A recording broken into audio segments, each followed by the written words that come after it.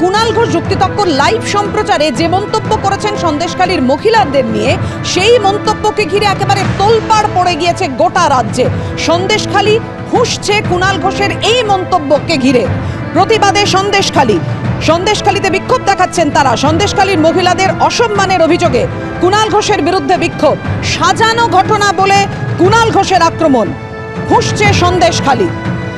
Jukti Takko live সম্প্রচারে সন্দেশখালীর মহিলাদের নিয়ে কুণাল ঘোষের যে মন্তব্য, সাজানো ঘটনা। কুণাল ঘোষের এই আক্রমণকে ঘিরে ক্ষোভে ফুঁসছে সন্দেশখালী। সাজানো ঘটনা বলে আক্রমণ করেন কুণাল ঘোষ। প্রতিবাদে সন্দেশখালীতে বিক্ষোভ।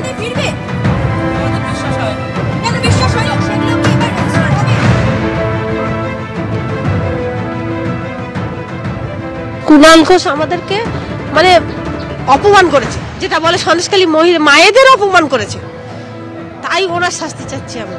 সন্দেশখালীর মহিলাদের নিয়ে কুণাল ঘোষের সাজানো ঘটনাকে ঘিরে যে মন্তব্যকে ঘিরে তোলপাড় পড়ে গিয়েছে সন্দেশখালীতে, ক্ষোভে ফুঁসছে সন্দেশখালী। সে প্রসঙ্গে কি ব্যাখ্যা দিলেন কুণাল ঘোষ, দেখুন।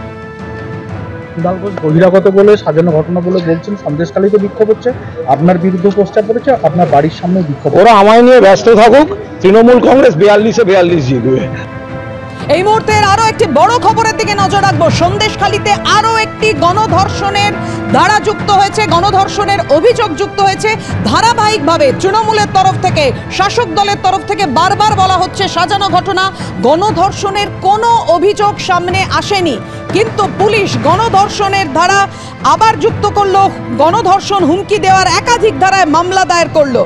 শিবু হাজরা, ভানু মণ্ডল, আমির আলী, গাজীর বিরুদ্ধে এফআইআর দায়ের হলো, যেখানে তৃণমূলের তরফ থেকে তৃণমূলের নেতা, মন্ত্রী, বিধায়করা বারবার বলে এসেছেন গণধর্ষণের অভিযোগ নির্দিষ্টভাবে সামনে আসেনি এখনো পর্যন্ত।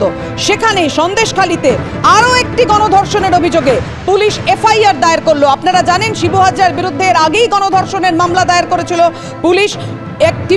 একজন মহিলার গোপন জবানবন্দিতে, আদালতের ম্যাজিস্ট্রেটের কাছে গোপন জবানবন্দিদের ভিত্তিতে আরও একটি গণধর্ষণের মামলা, গণধর্ষণ হুমকি দেওয়ার একাধিক ধারায় মামলা দায়ের হলো। কথা বলবো, আমাদের সঙ্গে রয়েছেন আমাদের প্রতিনিধি আবির দত্ত। আবির, বিস্তারিত জানাও। দেখো, তোমাকে জানাই আরো একটি এফআইআর হলো এবং সন্দেশখালী থানার 39 নম্বর কেস। এবং এই যে এফআইআর হলো, সেই এফআইআর ভারতীয় দণ্ডবিধি 376 ধারায় অর্থাৎ গণধর্ষণ, এছাড়াও 506 ধারা অর্থাৎ হুমকি, এছাড়াও 342 অর্থাৎ বাধা, এই 3 ধারায় মামলা রুজু হয়েছে। এবং প্রসঙ্গত তোমায় জানাই 19 তারিখেই কিন্তু এফআইআরটি হয়েছে, অর্থাৎ পরশুদিন।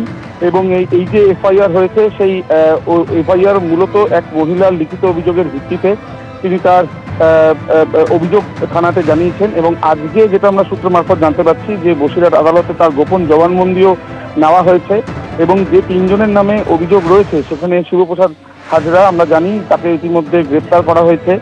এবং শিবপ্রসাদ হাজরা ছাড়াও ভানু মণ্ডল, যে ভানু মণ্ডল শিবপ্রসাদ হাজরার একজন ম্যানেজার, এবং এছাড়াও আমির আলী গাজী নামে আরও এক ব্যক্তির নামও কিন্তু এই লিখিতভাবে অভিযোগের ভিত্তিতে 3 জনের নামেই এই এফআইআর হয়েছে।